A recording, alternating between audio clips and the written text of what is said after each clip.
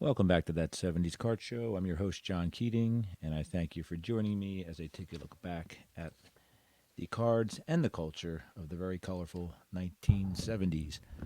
We'll revisit a more simple time in our hobby by taking a deep dive into the sets and the stats with a generous amount of dad facts sprinkled in. That 70s Card Show is currently sponsored by nobody. If you have a comment or suggestion, I urge you to drop me a line at thatseventiescardshow@gmail.com, that 70s Card Show on Facebook, or 70s Card on Twitter, all spelled out. So this is episode 19, and I was kind of caught off guard. I was up in New York working all this past week, returned home on 9/11 yesterday, so got to spend part of the day up there during the big 20th anniversary of 9/11.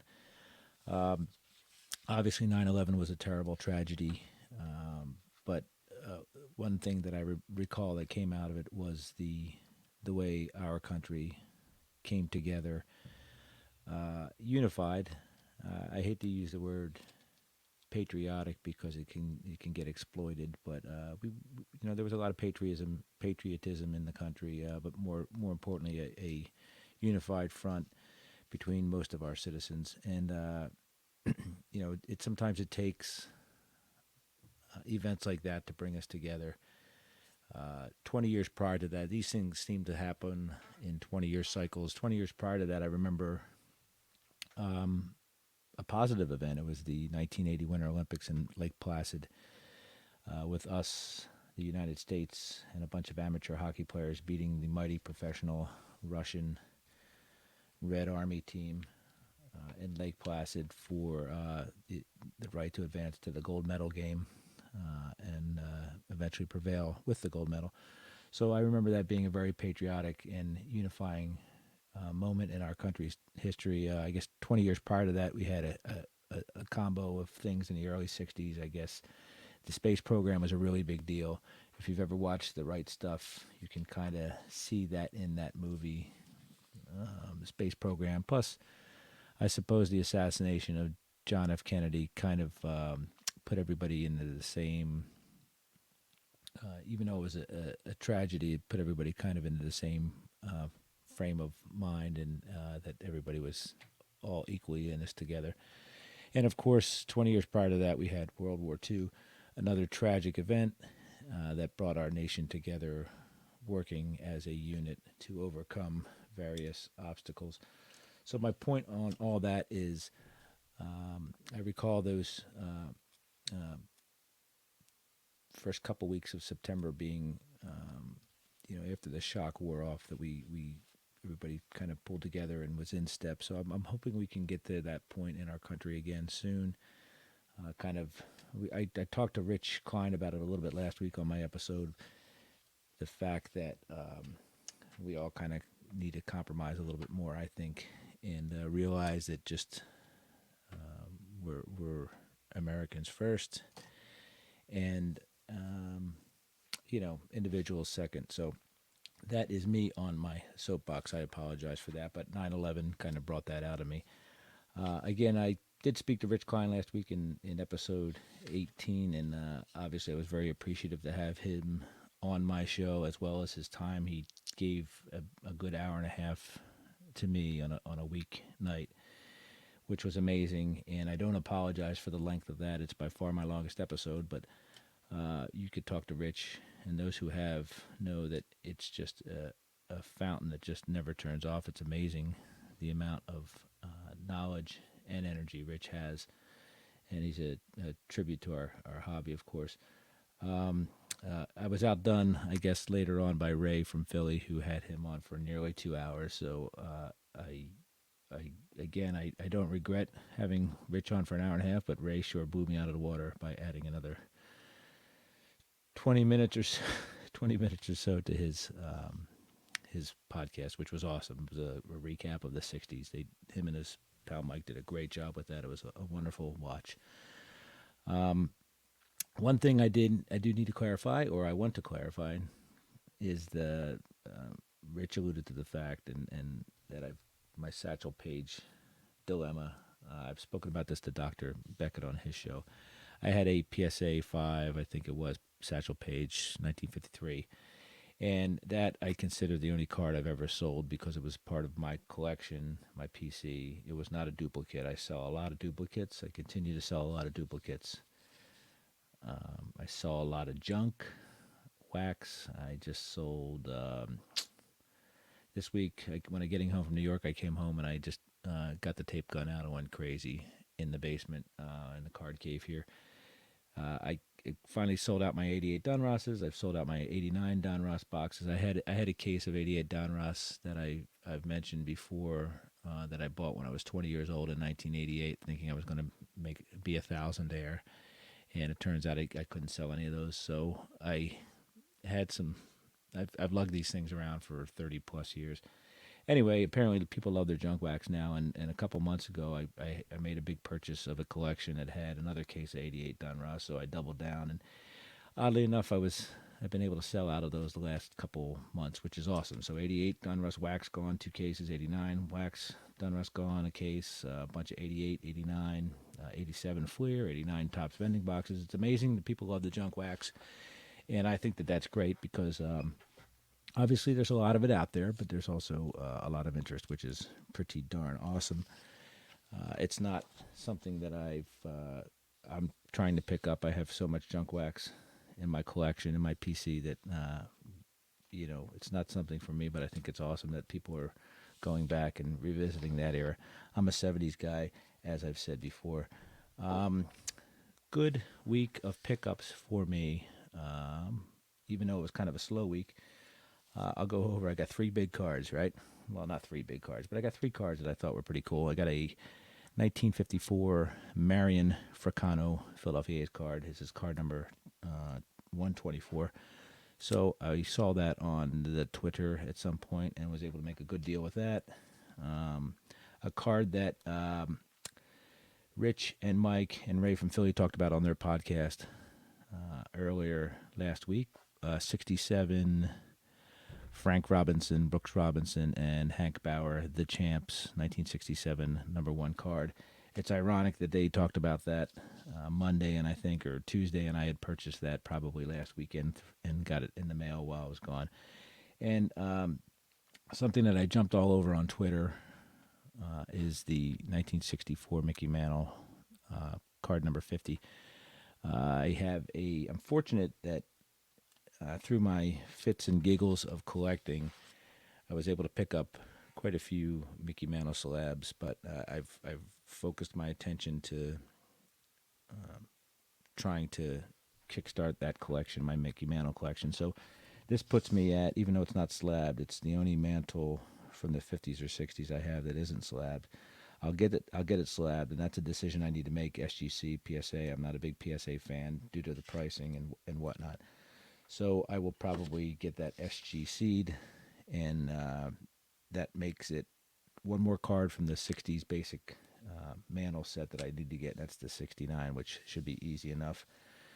And so that puts me at my week in review. Not that anybody really cared about that, I suppose, right?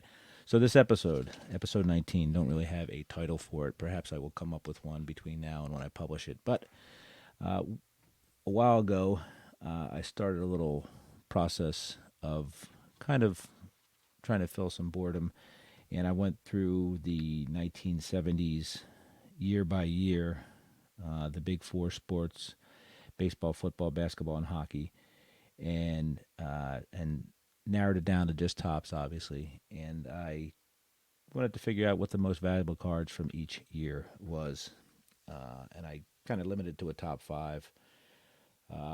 Again, I limited it to Topps and the big 4 standard issues. And anyway, as I was talking to Rich Klein last week, we kind of mentioned the fact that there aren't, it's a pretty eclectic bunch in the 70s. I was before I started this little project, and I say project, it probably took me an hour and a half. Before I started this little project a few months back, I had the biased assumption that baseball kind of ruled the 70s as far as value of cards. Boy, was I wrong. Baseball certainly ruled our hearts and minds in the 70s, but there's no doubt that they certainly weren't king of the hill when it comes to the little cardboard pieces that we collect. So we're going to kind of go over that. I'm going to go year by year, starting from 1970. And again, this isn't meant to preach. This is just a educational thing. It was an educational exercise on my part. I wanted to learn a little bit more about things, and I certainly was schooled up by the time I got to 1979. So, full disclosure, I subscribe to Beckett OPG, the online price guide. That's where I keep my collection inventoried, and that's the reference that I use.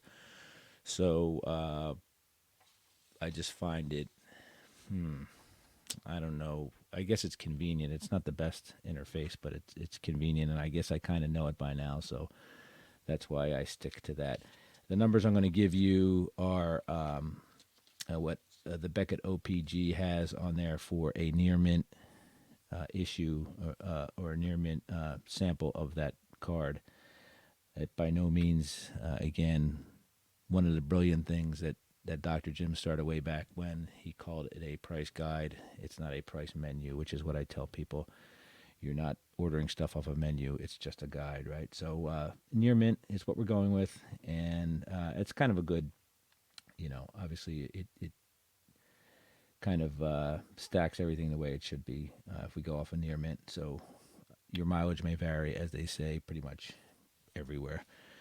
All right, so let's look at 1970. I am doing this on podcast as well as on YouTube. So if you're watching on YouTube, you'll have some visual elements to satisfy you by not looking at my mug. So 1970, we're going to start off with our top five, and there we have. I guess starting at the bottom, a Thurman Munson rookie card. He's also got Dave McDonald on there. Dave McDonald is holding a ball. Thurman Munson's holding a bat. Thurman Munson, this rookie card will go for about $200 in near mint condition, or listed as $200 in near mint condition. That's card number 189. There's no doubt how much I love the 1970 top set, so this is kind of a great year to debut for Thurman Munson, and it's a good-looking card considering it's still a two-player card. It's still a good-looking card. I love gray. I guess that's my problem. I'm a big fan of the color gray. Coming in at number 4, also another baseball player, the legend, Nolan Ryan. I think this is his third-year card, right? So I'm trying to do math. This is card number 712, Nolan Ryan, kind of at Shea Stadium in his home pinstripes of the Mets, holding a glove out, pretending he wants to pitch, but we've never seen Nolan Ryan hold a glove out like that. So it's a posed, uncomfortably posed picture. And that card is listed at about $250 US. All right, this is where we start to get a little interesting here, and throws us off of our out of our comfort zone in the fact that card number 3, card number 75 in the 70-71 top set is Lou Alcindor. Basketball card, right? And these are the tall boys. Beautiful cards. Lou Alcindor's kind of wearing almost a mock turtleneck. I guess that's his warm-up jersey. He's got on the basketball is covering the logo. Again, this is a time, I think, when the Topps Chewing Gum Company did not have the rights to the NBA logo. So anyway, good-looking card. Lou Alcindor, fresh-faced. Almost straight out of UCLA, but he's been in the NBA for a couple of years, I think, at that point. That's a $400 card number 75, Lou Alcindor with the Milwaukee Bucks. Card number 2 is Wilt Chamberlain from Overbrook High School in Philadelphia, PA. This is card number 50, and this is also a $400 card, so he's kind of tied there with Lou Alcindor, but I put Wilt ahead of him any day of the week. Wilt, obviously, well into a wonderful basketball career, probably on the what we would call the twilight years. Wilt was playing for the Los Angeles Lakers, sporting a white headband in this card, and a nice, beautiful satin purple warm-up jacket. Again, no logos. Just the card just says Wilt Chamberlain, center, Los Angeles. So perhaps they were not even allowed to use the Lakers name at that point.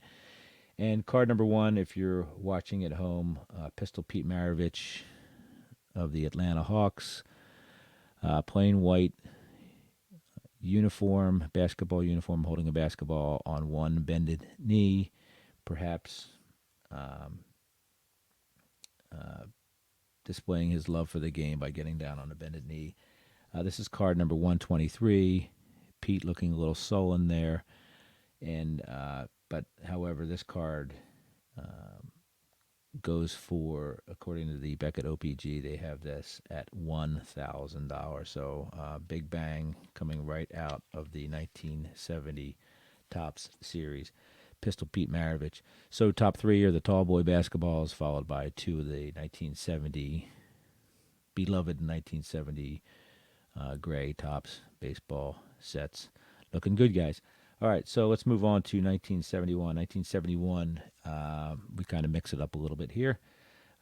Starting from bottom to top, we have, again, a beautiful set from Topps Baseball, the 1971 Topps Baseball set, featuring card number 630, Roberto Clemente. Nice card of Bobby Clem, kind of holding his bat out there, ready to whack the cameraman, I suppose. And it looks like it may be in Three Rivers Stadium. Not quite sure. So that's a $200 card. Not to be outdone, the 71-72 Lou Alcindor card is also a $200 card, and this is card number 100. Another interesting card here. I guess you either love or hate this card. I think this is a great card, a great design by Topps. I think that they really knocked it out of the park in 1971. So whomever was working on those sets in 71 did a great job. Again, Lou's with the Milwaukee Bucks. The Bucks name does show up here, and I believe Lou has his basketball jersey on backwards to what I thought was a practice basketball switcheroo thing. Turns out it's a logo thing, so he's got his basketball shirt on backwards, just showing his number to everybody proudly. Right in the middle, and that's a $200 card as well. So him and Roberto Clemente, both $200 cards there. 71 Topps Baseball, Willie Mays, number 600. The Say Hey Kid, $250 card. Willie, as well as getting towards the end of his career, especially with the San Francisco Giants. Obviously started with the New York Giants. Good-looking card. Willie kind of looking off to the distance. Willie is known for not having a lot of great-looking baseball cards for whatever reasons. He had a great smile, but they didn't always come through on his cards. But interesting card. Almost looks like a manager card, if you ask me. But nonetheless, the 71 Topps. I love that even more than the 70 Topps baseball set. Card number 2 is Wilt Chamberlain, card number 70. This is another, he's wearing his satin gold uniform from the Lakers there. Nice little pose with him with the basketball, kind of wanting to, maybe do a nice little chest pass to the photographer there. And that's that. Wilt's looking good there. Again, I like this series as well. I don't think Topps made a misstep at all in 71. And speaking of that, that's a $250 card if I didn't mention it. And the number 1 card of 1971 is the Terry Bradshaw rookie card number 156. That is a $600 card if you are in the market for that. It's an interesting card there. Again, Topps did a great job. Remember Topps was in the wilderness with football for all of the 70s. No logos. They kind of made their own logos. There's a little Steelers logo in the bottom left of the card. Terry's looking good. He was not a rookie, but as we know with basketball and football, things were a little dicey in getting people their rookie cards in their rookie years. So he had been around for a little, I suppose, but he looked really good, full head of hair there. I'm sure he would trade those days to go back in those days for anything. right now. So, yeah, let's move on to 72. 72 is right there. 72 is known for not having any of the 1972 Topps baseball in the top five. Well, it's not known. Maybe it's known now. But anyway, the 72 baseball people love. I love the 72's baseball. I know it sounds like hyperbole, but it's not. I really love the first five sets from the 70s. I just love for baseball, so I will continue to say that.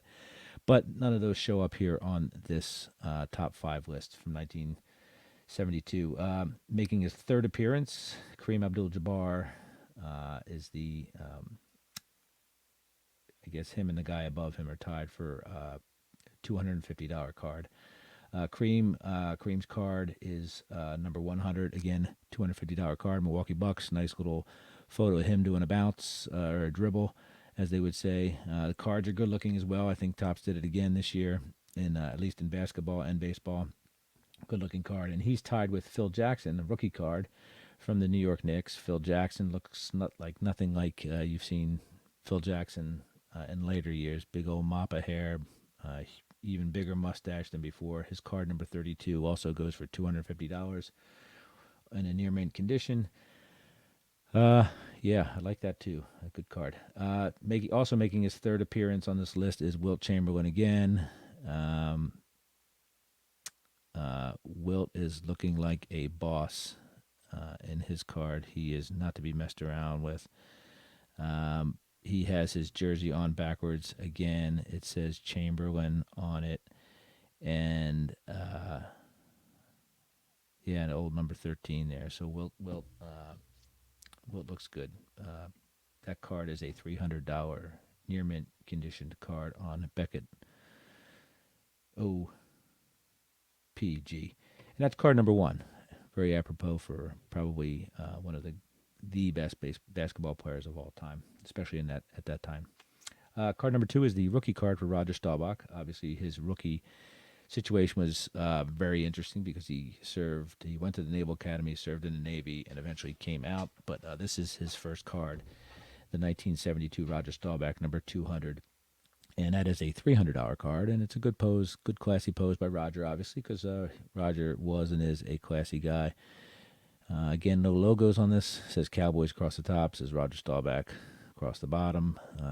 He's looking off into the distance with his famed number 12 home white Dallas Cowboy jersey. And number 1 in 1972, and his first appearance on this list, is the Dr. Julius Irving of the Virginia Squires. This is card number 195. This is his rookie card. This is a good-looking card from a good-looking guy. The Doctor obviously is a beloved figure in this card cave because of his years in Philadelphia, but this is a Virginia Squires card. Virginia emblazoned across his chest with the number 32, which he wore in the ABA. He would switch to number 6 for the Philadelphia 76ers later on, and Squires running across the bottom of the card and in a nice crescendo going from left to right. Again, it's a $1,000 card for Dr. J. Rookie card number 195 in the 1972 set. Let's go to 1973, shall we? Yes. All right, baseball is back, and it's back with a bang. It's another great Topps set. If you haven't heard me say that before in the last 5 minutes, I love the Topps 73 set. Very simple, yet pretty classy, if you ask me. So we have a couple of our three-way cards here, which baseball used to do, obviously, and still does in the heritage sets.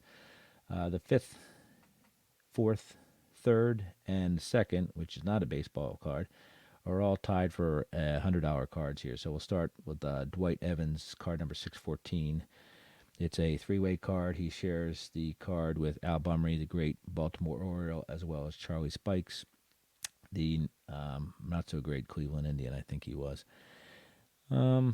Yeah, so, $100 card here, card 614. It makes you wonder, as I go through the other names here, why Dwight Evans is not in the Baseball Hall of Fame if his value is so high with this card. Card The next card will be Willie Mays, card number 305. This is his second appearance on this list, and this is his last base card issued by Topps during his playing career.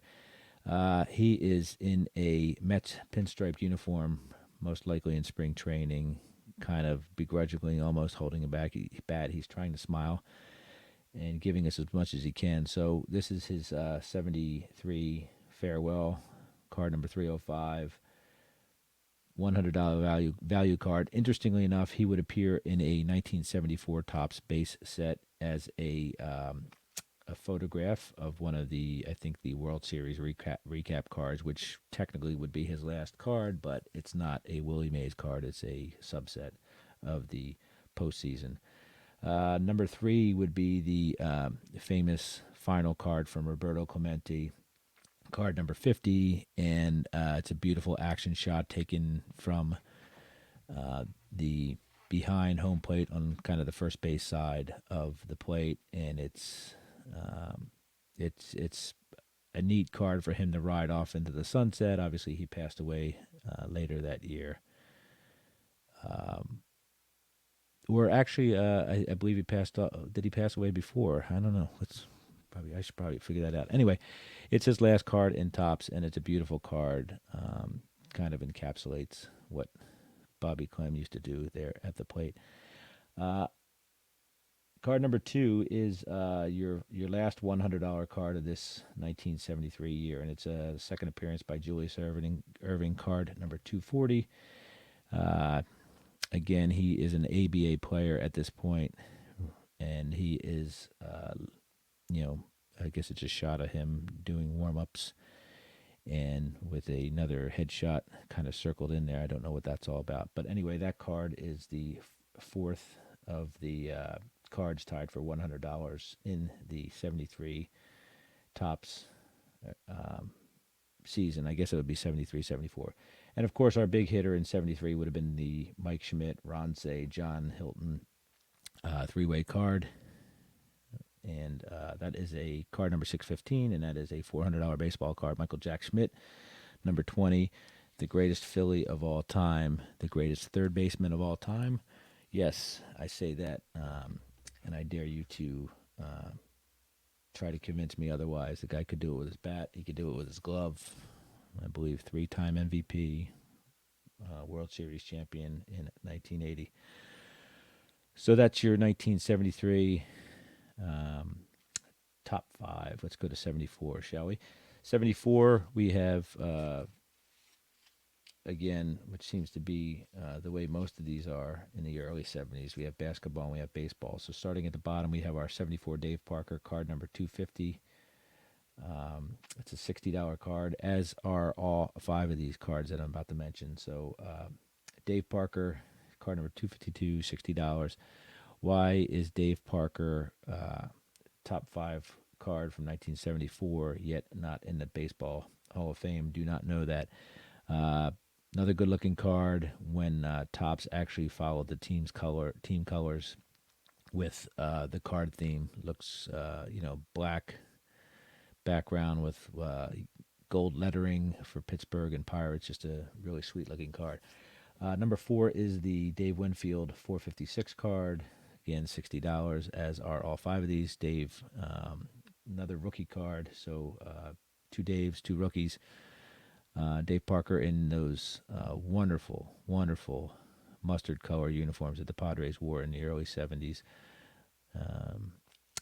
Straight out of the University of Minnesota. Oddly enough, they did not make a Washington National League team card from that year, which they did for many of the San Diego Padres. Card number 3 is the card 283, which is Mike Schmidt's second appearance on this list. It's his first solo card, $60 card again, second year. Nice little shot at spring training, probably taken the year before or 2 years before, wearing those Phillies powder blue road uniforms. And again, nice coloring on the theme of the card, all that jazz.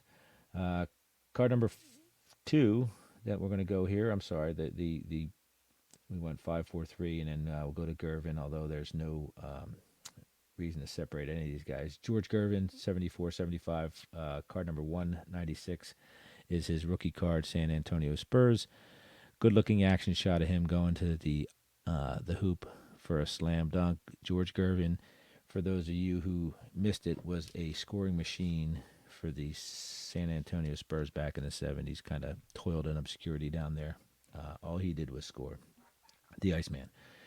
And our fifth $60 card of the 74 top 5. It's the fourth rookie card out of the bunch, and it's a $60 card as well. It's the Bill Walton, number 39, with the Portland Trailblazers, and Bill Walton would have some success there in Portland. I believe they won back-to-back championships in the late 70s, and then he would be befelled with horrible ankle and foot injuries. Move on to San Diego Clippers, and then become a role player for those mighty Boston Celtics teams in the early 1980s. And obviously, he had a tremendous amount of success in the college game when he was at UCLA. So you'll see a lot of these guys are from UCLA. Obviously, Lou Alcindor, Bill Walton, and we'll have one coming up later on as well. Let's move on to 1975, shall we? 1975 is a speak of the devil. 1975, the fifth most valuable card, $80, is the Keith Wilkes card, I think. I think it says Keith Wilkes, number 50. Again, UCLA. Playing for the Golden State Warriors. Keith Wilkes would also eventually change his name after converting to Islam to Jamal Wilkes, and obviously play for those Showtime Los Angeles Lakers in the 80s. So this Keith Wilkes number 50 card is an interesting card because there's a basketball coming at the camera, and Wilkes looks like he's trapped by two Washington Bullets. And it's kind of a very unique card, I think, pose-wise. And as I believe was the fashion back then, a lot of the I think I reviewed it in one of my shows. A lot of there must have been Bullets team photographer that moonlighted for the Topps chewing gum company, because there's a lot of Washington Bullets as antagonists in these cards in the mid to late 70s. All right, so Robin Yount, 1975, card number 223 is a $100 card. It's his rookie card. Nice pose. We love this Robin Yount card, right? Hands on the knees, ready for the ball. And his full career ahead of him. Alas, he would not win any championships, but he was quite a player in a small market for a very, very long time. The mini also goes for $100. I love the 1975 Topps minis, but it has the same value as the standard base set. Making his third appearance, also a $100 card, is Dr. J. Julius Irving flying through the air. With the Nets this time, and I believe he's got the red, white, and blue basketball in his hand as well. That card will also run you $100. It does not come in a mini, and it's Dr. J's third appearance on this list. Moses Malone, his rookie card, 75-76 rookie card number 254, is a $120 value. He is playing for the Stars of the ABA. That doesn't make any sense, does it? Anyway, it says right there on the front of his card that he's playing for the Stars. So, yeah, I guess he's playing for the Stars. And that card, again, 254, will run you $120. George Brett comes in at number 1. It's his rookie card as well. Kind of probably one of the most iconic baseball cards of the 1970s. And that is card number 228. It's a $200 card. Obviously, it fluctuates in value because 75 can be tough to get in condition, so well-graded ones will go significantly higher. The mini is also a $200 card from that issue. And interestingly enough, I have a note here that I did not go back to take a look, but I have a note that says the Nolan Ryan mini also goes for $100 from that year. Yet I didn't think that his base card made the top 5 here, so I'll have to take a look at that if anybody cares. Going on to 1976, our bicentennial year, and we have quite a few cards here. I have 7 cards on this list because didn't want to leave anybody out. So the number 5 on the list all come in at $60 cards. We have Pete Rose's number 240, great looking card. Pete has the eye of the tiger. You know, that's, it kind of encapsulates what made Pete Rose so special. That glare and that intensity, and he was all of that into one little ball of flesh and bones. Card number 98 is the Dennis Eckersley rookie, a solo card rookie, which is kind of unique. It's card number 98. Like I said, $60. Eck is wearing his warm-up jacket under his Indians jersey, and his hands and glove behind his head in full wind-up. This is a posed shot. George Brett comes in at card 19. Again, $60 card. Nice little close-up shot of him with a little with a bat in his hand, giving us a little swing perhaps. And that's his second appearance on this list. And that would be all for baseball this year. So we're moving on to number 4, 76, 77 Topps. David Thompson, card number 110, is an $80 card. That's his rookie card, I believe.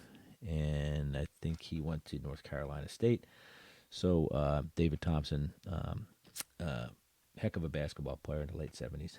Kareem Abdul-Jabbar, card number 100, is a $120 value. This is Kareem's 4th appearance on this list. Kareem is kind of doing a headshot. I don't want to say a proof of life card because he's got a big old smile on his face.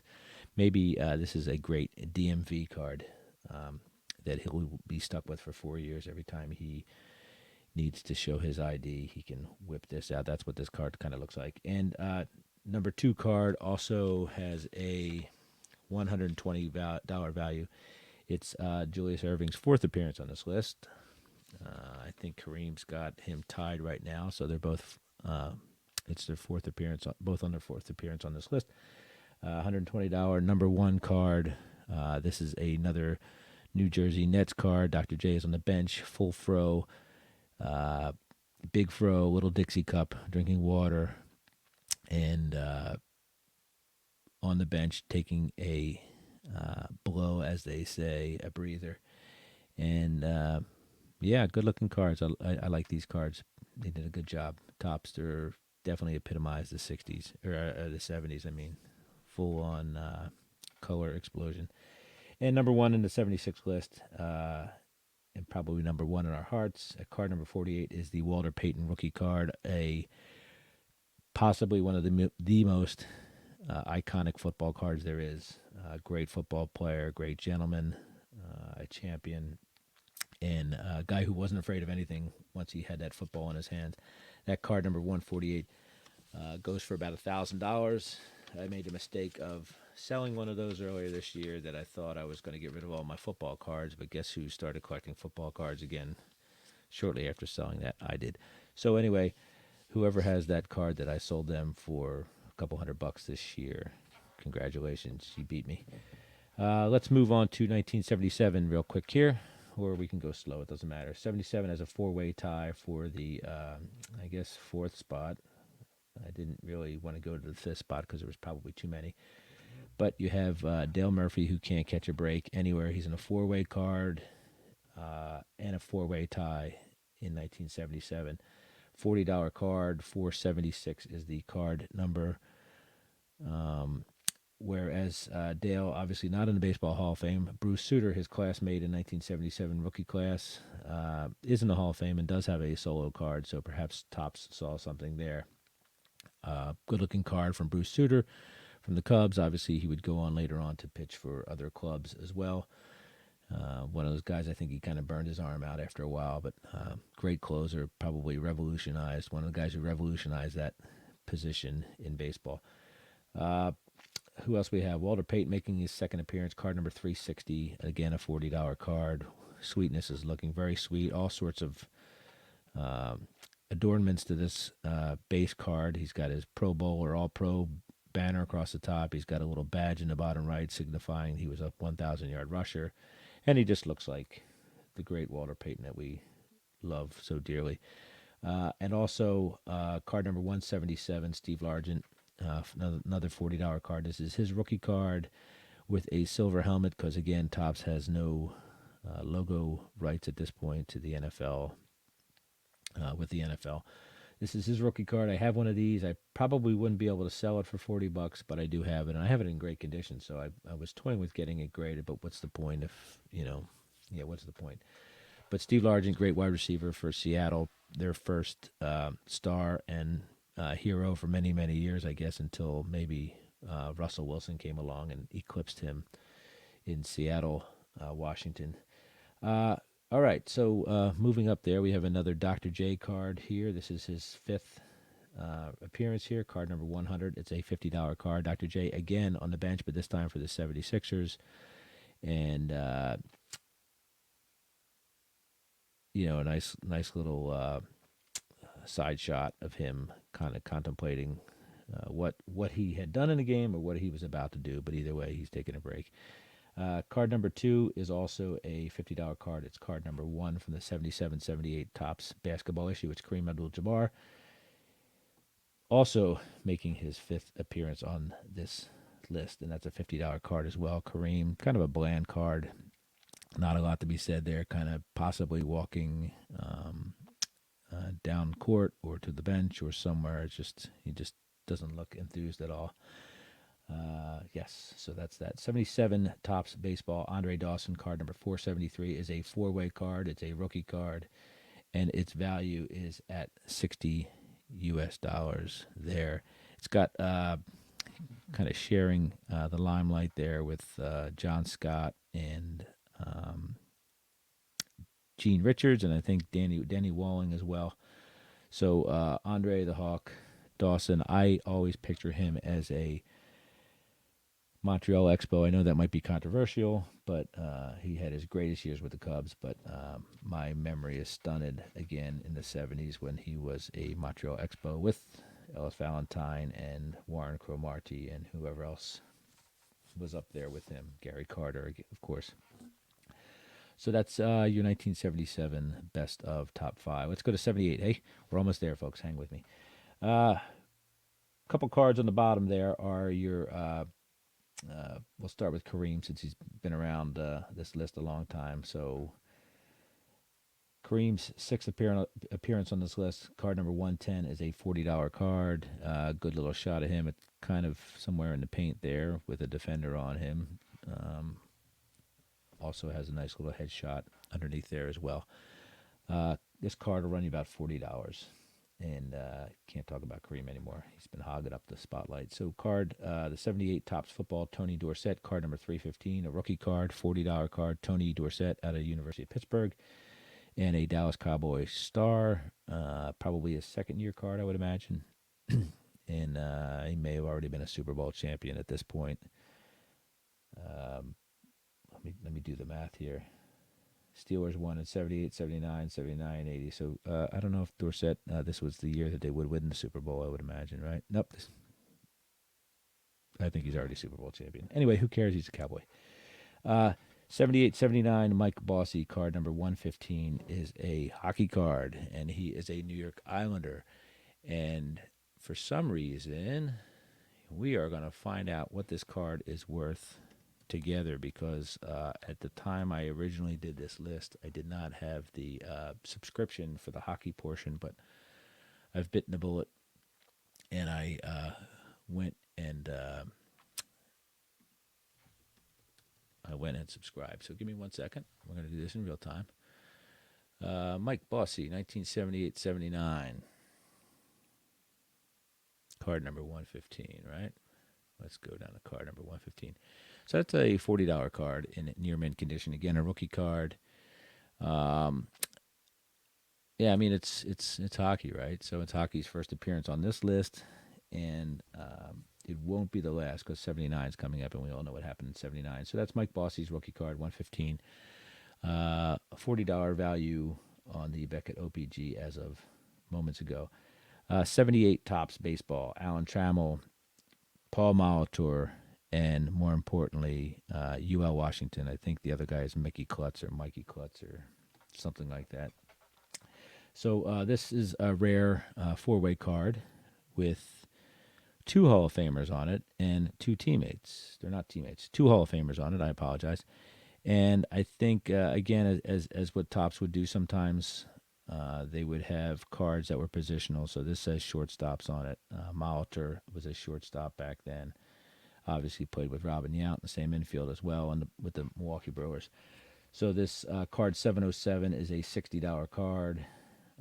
Again, rookie card for Trammell and Paul Molitor, both Hall of Famers. And card number 78, also a Hall of Famer, yet it's a solo card, and it's got the Topps Rookie Cup on there as well. It's Eddie Murray, the Silent Assassin. Card number 36, it's also $60. Eddie could kill you with a glare. He could kill you with his bat. He didn't want to do either, but sometimes you deserved it. And just a class guy, 500 home runs, 3,000 hits. Didn't want any trouble from anyone. Just did his thing. And finally here, we're moving on to 1979. And 79 was the closeout of the decade, obviously. And we have some new faces and some new blood in here. And more importantly, we're represented by all four sports in this top five. So start at the bottom there, $30 cards. There's two of them, 79, 80 Alex English. Card number 31 is a $30 card. Again, it's a rookie card from Alex English. English looks like he is with the Pacers in this card. I thought he was a Denver Nugget later on. So that's his rookie card. Nice action shot. Possibly against the Washington Bullets. And again, card 31, $30. Also, 1979 is the 79 Topps Football Earl Campbell card, $390, $30 rookie card. I inadvertently mentioned that Earl Campbell may have been from Dallas, Texas a few weeks back. He turns out he's from Tyler, Texas, which is not Dallas, Texas, apparently. And Earl Campbell was a beast, University of Texas, Heisman Trophy winner. We know what he did on the field. Off the field in the world of sporting cards was interesting because he doesn't have that many Topps issues. He went his own way, signing his own deals. So there's only a couple Topps football cards of him during his playing days. So making his sixth appearance on a $40 card here, card number 20 from the 79-80 season, Julius Irving. Dr. J is jumping up in the air like he's doing jumping jacks, possibly against the Washington Bullets again. Great card, great player. The dark blue Sixers road unis from that era on full display. The Doc would make his sixth appearance here in the 70s top five lists. $40 card number 20. And not to be outdone, Kareem Abdul-Jabbar makes his seventh appearance. Card number 10 is a $50 card. And what's cool about this card is that not only is Kareem still doing it, but he's doing it with a skyhook, possibly against the Washington Bullet, with a completely dark, smoky arena background. It's just a great card. I think, if you're looking at cards that signify what a player is all about, this might be the one right here for you, for Kareem Abdul-Jabbar, Lou Alcindor. That's a $50 card. 79 Topps Baseball Aussie Smith card 116 is a $100 card. It is his rookie card. It is a sweet card of Osborne Smith in a San Diego Padres uniform, this time all black with yellow trim. Classic stuff. Ozzy has some pretty cool facial hair going, sideburns popping out underneath the batting helmet.